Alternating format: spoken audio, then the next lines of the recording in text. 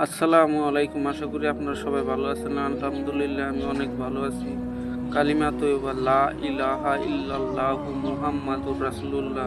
মাথার উপরে হাত রেখে 21 বার ইয়া আলিমু পাঠ করলে মাথার সমস্ত সমস্যা দূর হয়ে যায়। চোখের উপরে হাত রেখে ইয়া নূর 21 বার পাঠ করলে চোখের সমস্ত সমস্যা দূর হয়ে যায়। পেটের উপর হাত রেখে ইয়া বাতিনু পাঠ করলে পেটের সমস্ত সমস্যা দূর হয়ে যায়।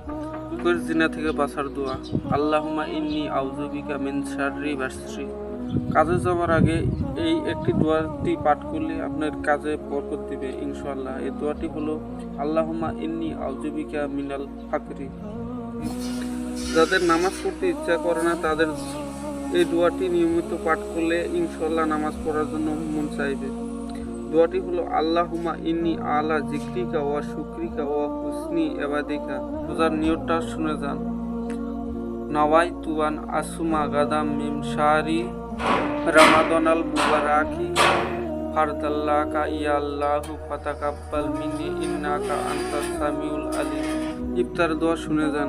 আল্লাহুম্মা লাকা সামতু ওয়া আলা রিজকিকা ওয়া আফতারতু বিরহমাতিকা ইয়া আরহামার রাহিমিন। ভিডিওটা শেয়ার করে দিন এবং আপনিও দোয়াটি জেনে নিন ইনশাআল্লাহ।